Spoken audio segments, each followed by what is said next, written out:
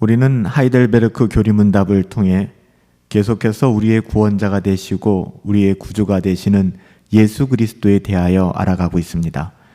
34번째 질문, 예수님을 우리는 왜 주님이라고 부르는지, 예수님께서는 금이나 은이 아니라 그의 보혈로서 우리의 모든 죄로부터 몸과 영혼을 구속하셨으며 마귀의 모든 힘으로부터 구원하셨고 우리를 자신의 소유 삼아 주셨기 때문에 우리가 예수님을 나의 주님이다, 로드, 나의 주인이다 라고 부르는 것이죠. 35번째 질문, 성령으로 잉태되어 동정녀 마리아에게서 나시고 라는 뜻이 과연 무엇인지, 우리가 동정녀 마리아에게 낳으신 우리 주 예수 그리스도를 고백하는 것이 어떤 의미가 있는지, 이에 대한 답은 하나님의 영원하신 아들이 참되시고 영원하신 하나님의 본질을 그대로 지니신 채 성령의 사역을 통해 처녀 마리아의 혈육으로부터 나셨다는 것이죠. 또한 진정한 인간의 본질을 취하셔서 죄를 제외한 모든 것이 우리와 같은 형체가 되어 다윗의 후손으로 나셨다는 것, 그 의미를 가지고 성령으로 잉태되어 동정녀 마리아에게서 나시고 라고 고백하는 것이었습니다. 36번째 질문은 예수님의 거룩한 잉태와 탄생으로 말미암아 우리가 얻은 유익이 무엇인지, 예수님이 우리의 중보자가 되시게 된 거죠.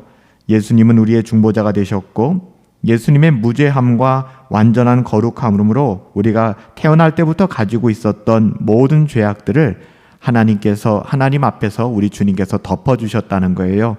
37번째 질문은 예수님께서 고난을 받으셨다는 것이 무엇을 의미하는지, 예수님께서 지상에 계시는 동안 특별히 그의 삶의 마지막에 전 인류의 죄에 대한 하나님의 진노를 친히 그 몸과 영혼으로 감당하셨습니다. 속죄의 제사인 그의 고난으로서 영원한 정죄로부터 우리의 몸과 영혼을 구속하여 주셨으며 우리에게 하나님의 은혜와 의와 영원한 생명을 얻게 해 주셨습니다. 오늘 38번째 질문인데요. 그렇다면 왜 예수님은 총독 빌라도에게 재판을 받으셨습니까? 예수님은 죄가 없으셨지만 하나님의 준엄한 심판으로부터 우리를 구원하시기 위하여 총독 빌라도에게 재판을 받으신 거예요. 본디오 빌라도는 유대 지방 로마 제국의 관리였죠. 그는 사람들에게 죽음의 형벌을 선언할 수 있는 세속적인 권리를 가진 사람이었습니다. 예수 그리스도께서 역사적으로 본디오 빌라도의 재판정에서 정죄되었다는 것은 첫 번째 하나님의 예언의 성취이기도 하고요. 그리스도께서 자신이 미리 말씀하신 그 말씀의 성취이기도 합니다. 인자가 이방인들에게 넘겨져 실형을 당하고 능욕을 당하고 침뱉음을 당하겠고 그들은 채찍질하고 그를 죽일 것이나 누가복음 18장 32절부터 33절 말씀이에요. 이미 예수님께서 빌라도의 재판장에 서시고 정죄당하시고 십자가에서 죽으실 것은 성경을 통하여 분명하게 예언되어져 있었습니다. 그리스도는 유대 지도자로부터 핍박을 받았지만 공개적으로 이방인 재판관에 의해서 정죄되었다는 사실을 우리는 눈여겨볼 필요가 있어요. 이 땅의 일시적인 재판관에 의해 그리스도의 재판은 그리스도가 무죄하다는 것을 증거해 주죠. 그리스도의 죽음이 개인적인 죄에 대한 것, 개인적인 죄에 의한 것이 아님을 분명히 보여주는 것이고, 예수 그리스도께서는 죄가 없는 분이셨지만 그분은 무죄하셨지만 우리의 죄로 인하여 우리의 죄 때문에 십자가에서 죽으셨다는 사실을 분명하게 보여주는 사건입니다. 빌라도는 그리스도를 2번이나 조사했었죠. 철저하게. 첫 번째는 자신의 궁전에서, 또한 두 번째는 백성들의 지도자 앞에서 예수 그리스도, 예수님을 2번이나 철저히 조사했습니다. 그 후 빌라도는 분명히 백성들 앞에서 그리스도가 무죄하다는 것을 3번이나 선언했어요. 심지어 자신의 손을 씻는 행위까지 보였죠. 이건 무슨 뜻입니까? 예수님은 죄가 없다는 사실을 분명히 보여준 거예요. 그리고 빌라도의 아내마저도 경고했었어요. 예수님을 죽여서는 안 된다. 그럼에도 불구하고 빌라도는 예수님을 정죄하였죠. 왜냐하면 하나님보다 사람들의 눈치를 더 살폈기 때문이에요. 이게 정말 무서운 지점이거든요. 우리가 신앙생활을 하면서, 일상생활을 하면서 왜 예수님을 부인하는 자리까지 갈까요? 하나님보다는 사람들의 눈치를 더 살피기 때문입니다. 그 결과 죄 없으신 예수님의 그 죄를 물어서 죽음으로 몰아간 그런 인물이 되고 말았죠.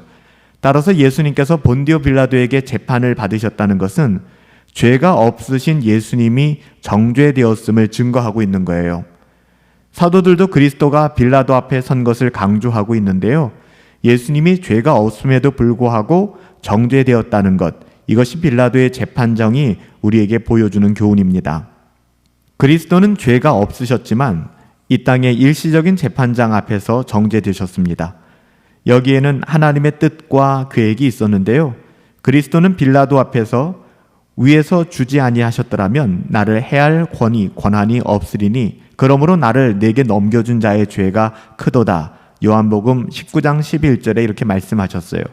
하나님께서 무죄한 그리스도를 죽음으로 인도하신 것은 하나님의 자녀들, 택하신 하나님의 백성들을 하나님의 심판에서 건지자 하심을 우리는 분명히 알 수가 있습니다.